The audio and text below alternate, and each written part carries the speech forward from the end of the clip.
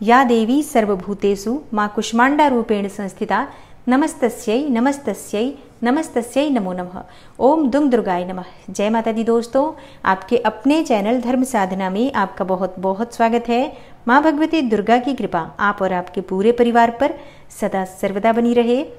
29 सितंबर 2022 आज है गुरुवार का दिन और आज है शारदीय नवरात्रि का चौथा दिन। आज के दिन हम माँ भगवती दुर्गा के चौथे स्वरूप की आराधना करते हैं और माँ भगवती दुर्गा का चौथा स्वरूप होता है माँ कुष्मांडा का स्वरूप।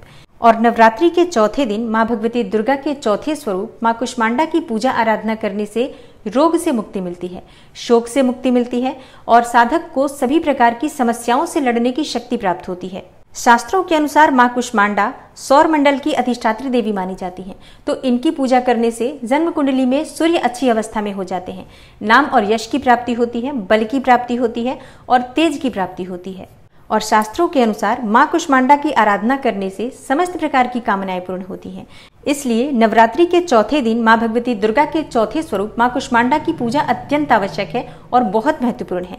तो आज की वीडियो में मैं आपसे बात करने वाली हूँ कि नवरात्रि के चौथे दिन माँ भगवती कुष्मांडा की आराधना हमें किस प्रकार से करनी चाहिए, पूजा की विधि क्या होती है, माँ का स्वरूप क्या है जो हम पूजा के समय ध्यान करें, मंत्र क्या है जिसका आज हमें जप करना है और माँ कुष्मांडा का प्रिय भोग क्या है जिसे आज के दिन हम अर्पित करते हैं तो माँ कुष्मांडा अत्यंत प्रसन्न होती हैं और मन वांछित फल की प्राप्ति होती है। आज हमें कौन से रंग के पुष्प और कौन सा पुष्प माँ को अर्पित करना चाहिए जिससे कि समस्त प्रकार के रोगों से मुक्ति मिलती है और साधक को अच्छे स्वास्थ्य की प्राप्ति होती है।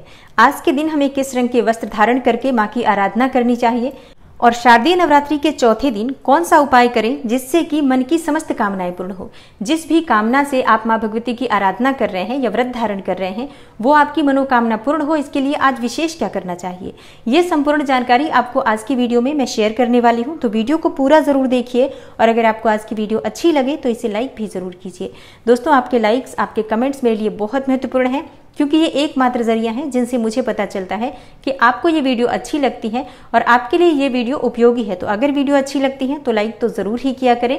इसके साथ ही कमेंट बॉक्स में माता रानी के नाम का जयकारा भी जरूर लगाएं, इससे आपको सकारात्मक ऊर्जा की प्राप्ति होती है। और अगर आपका कोई भी सुझाव हो, कोई भी प्रश्न हो या कोई विशेष वीडियो देखना चाहते हो तो उसके लिए भी कमेंट बॉक्स में जरूर लिखें। और चैनल पर पहली बार आए हैं, अभी तक आपने चैनल को सब्सक्राइब नहीं किया है तो आज की वीडियो अगर आपको अच्छी लगे तो चैनल को सब्सक्राइब जरूर कर लीजिए और बेल बटन को भी प्रेस कर लीजिए। तो इससे ये होगा कि इस चैनल पर जो नई वीडियो अपलोड होंगी उनकी नोटिफिकेशन आपको सही समय पर प्राप्त होगी। तो बात करते हैं कि नवरात्रि के चौथे दिन माँ कुष्मांडा की पूजा किस प्रकार से करनी है। तो देखिए, नवरात्रि में जिस प्रकार से आप पहले दिन से पूजा कर रहे हैं उसी प्रकार से आपको प्रतिदिन पूजा करना होता है।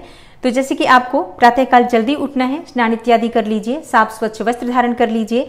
और आज के दिन आपको किस रंग के वस्त्र धारण करने हैं, माँ का प्रिय रंग है नारंगी या हरा। नारंगी मतलब ऑरेंज कलर, इस रंग के वस्त्र धारण करके आप पूजा कर सकते हैं या फिर हरे रंग के वस्त्र धारण करके पूजा कर सकते हैं।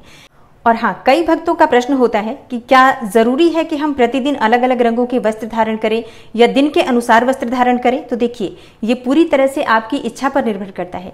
माँ के प्रिय रंग हैं, बहुत से भक्त इन रंगों को धारण करके पूजा करते हैं और अगर आप नहीं करना चाहते इन रंगों के वस्त्र धारण या फिर आपके पास नहीं उपलब्ध है तो माँ भगवती दुर्गा का जो प्रिय रंग है लाल रंग, आप इस रंग के वस्त्र धारण कर सकते हैं या किसी भी हल्के रंग के वस्त्र धारण करके भगवती की आराधना आप कर सकते हैं।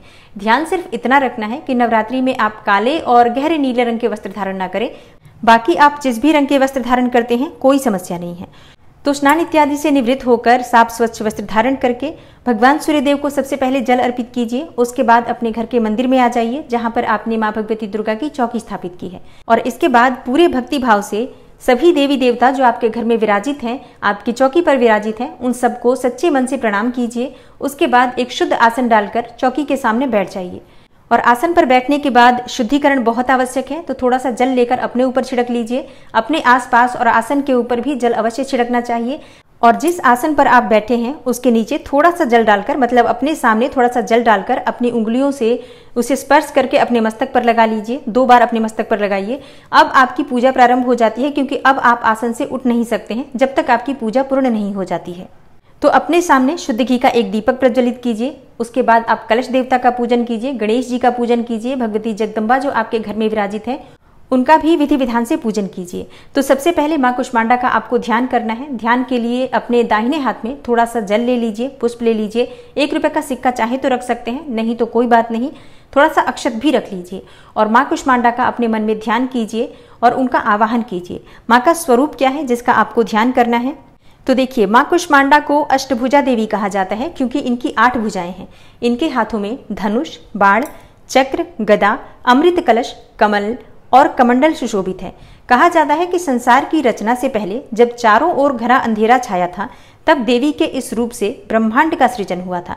माँ कुष्मांडा का मतलब होता है कुम्हड़ा, और कुम्हड़ा एक फल भी होता है, सब्जी की कैटेगरी में भी ये आता है और बहुत से भक्त कुम्हड़े की बलि भी देते हैं, तो माँ इससे प्रसन्न होती हैं। तो माँ कुष्मांडा के इसी स्वरूप का आपको ध्यान करना है जो मैंने आपको अभी बताया। और अगर आपके पास मूर्ति या प्रतिमा नहीं है माँ कुष्मांडा की, तो माँ भगवती दुर्गा की जो प्रतिमा या फोटो आपने स्थापित की है या मूर्ति स्थापित की है, उन्हीं में आपको माँ कुष्मांडा के इस स्वरूप का ध्यान करना है। और उसके बाद बीज मंत्र का जप करना है। माँ कुष्मांडा का बीज मंत्र क्या है? ऐं ह्रीं देव्यै नमः।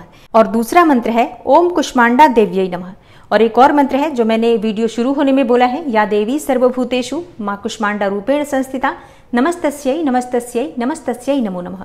तो इनमें से जो भी मंत्र आप उच्चारण कर सकते हैं अच्छे से, उसी मंत्र के द्वारा माँ का आवाहन कीजिए और माँ का ध्यान कीजिए।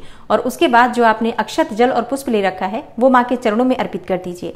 अब आप विधि विधान से माँ की पूजा आराधना कीजिए, जैसे कि अक्षत, पुष्प, धूप, दीप, नैवेद्य, ये सभी चीजें एक एक करके माँ को अर्पित कीजिए। और अब बात करते हैं कि माँ का प्रिय भोग क्या है जिसे आज हमें अर्पित करना चाहिए। तो देखिए, माँ का प्रिय भोग होता है मालपुए का भोग। आप चाहे तो हलवे का भोग भी लगा सकते हैं और इसके अलावा फलों का भोग लगा सकते हैं, सफेद मिठाई का भोग लगा सकते हैं। और ये सभी चीजें अगर आपके पास उपलब्ध ना हो, तो जो चीज भी आपके पास उपलब्ध हो, मिश्री, बतासा, गुड़, शक्कर, जो भी आपके पास हो, अपने सामर्थ्य के अनुसार वही वस्तु पूरे श्रद्धा भाव से माँ को अर्पित कीजिए। निश्चित ही माँ की कृपा होती है और आप जरूर ही इतने सामर्थ्यवान हो जाते हैं कि ये सभी वस्तुएं जो माँ को प्रिय हैं आप अर्पित कर पाते हैं। तो विधि विधान से माँ की पूजा कीजिए। माँ को पुष्प कौन सा प्रिय है? देखिए, माँ कुष्मांडा को लाल पुष्प बहुत प्रिय है, तो आप चाहें तो गुड़हल का पुष्प अर्पित कर सकते हैं, गुलाब का अर्पित कर सकते हैं, या जो भी लाल पुष्प आपके पास उपलब्ध हो, माँ भगवती को वो अर्पित कीजिए और उनसे प्रार्थना कीजिए। और माँ की पूजा विधि विधान से करने के बाद, मतलब जब आप सभी चीजें माँ को अर्पित कर लेते हैं, उसके बाद आपको मंत्र जप करना चाहिए। माँ कुष्मांडा का जो बीज मंत्र है, उसमें से जो भी मंत्र आप जपना चाहते हैं, अपनी इच्छा के अनुसार 11 बार, 21 बार या चाहे तो 108 बार जप करें।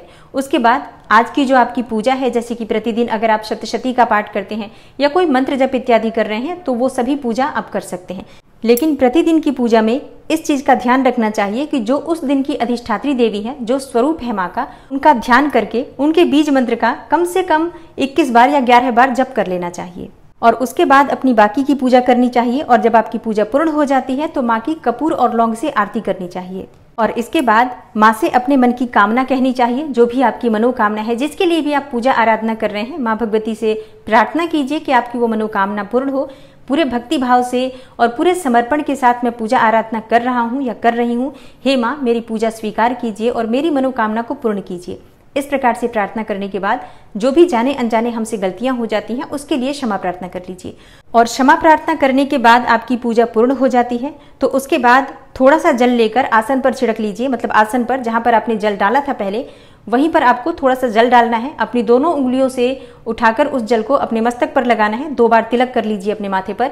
इससे क्या होगा? इससे ये होगा कि जो आपने पूजा की है, जो भी आपने मंत्र जप इत्यादि किया है, इसका फल संपूर्ण रूप से आपको प्राप्त होता है। प्रतिदिन की पूजा में ये बहुत आवश्यक है, जरूर करना चाहिए, जिससे कि संपूर्ण पूजा पाठ का फल आपको ही प्राप्त हो। दोस्तों, माँ कुष्मांडा को पीले रंग के कमल के पुष्प अर्पित करने से रोगों से मुक्ति मिलती है, स्वस्थ जीवन की प्राप्ति होती है। और जन्म कुंडली में सूर्य अगर किसी भी प्रकार से खराब स्थिति में है, तो इस उपाय को करने से सूर्य बलि होता है। और अच्छे स्वास्थ्य के लिए एक और उपाय है जो आप कर सकते हैं, क्योंकि पीला कमल सबके पास उपलब्ध नहीं होता है। तो आज के दिन आपको हरी इलायची और सौंफ माँ को अर्पित करना चाहिए। जब आप पूजा कर रहे हैं, पूजा के समय ही आप माँ के सामने इसे अर्पित कर दीजिए किसी पात्र में रखकर। और जब आप पूजा आराधना कर रहे हैं, मंत्रों से वो सभी चीजें अभिमंत्रित हो जाती हैं। और पूजा के बाद परिवार के सभी सदस्य मिलकर इसे ग्रहण कर सकते हैं। आज के दिन इस उपाय को करने से रोगों से तो मुक्ति मिलती ही है, इसके साथ ही परिवार में अगर कलह क्लेश रहता है तो वो दूर होता है। बच्चे अगर छोटे हैं, उनकी स्मरण शक्ति कमजोर है, पढ़ाई में कमजोर है, तो ऐसे बच्चों को अगर आप ये चीजें देते हैं तो स्मरण शक्ति बढ़ती है, उनका सूर्य अच्छी स्थिति में होता है तो उनके आत्मविश्वास में वृद्धि होती है। तो आज के दिन ये उपाय जरूर कर लीजिए। बहुत छोटा सा उपाय है और बहुत आसान उपाय है। हरी इलायची भी सबके पास होगी और सौंफ भी सभी के पास होती है। और अगर आप ये उपाय सुबह नहीं कर पाते हैं तो शाम को भी कर सकते हैं। जब आप शाम की पूजा कर रहे हैं तब भी ये चीजें अर्पित कर सकते हैं। दोस्तों, इस चैनल पर प्रतिदिन दुर्गा सप्तशती पाठ की वीडियो अपलोड होती है, तो आप लोग उसे जरूर सुना करिए। और उम्मीद करती हूँ कि आज की वीडियो आपको पसंद आई होगी। अच्छी लगी हो वीडियो तो लाइक कीजिए, ज्यादा से ज्यादा लोगों तक शेयर कीजिए। चैनल पर पहली बार आए हैं तो सब्सक्राइब करके बेल आइकन को जरूर प्रेस कर लीजिए। मैं मिलती हूँ आपसे अगली वीडियो में, तब तक के लिए नमस्कार।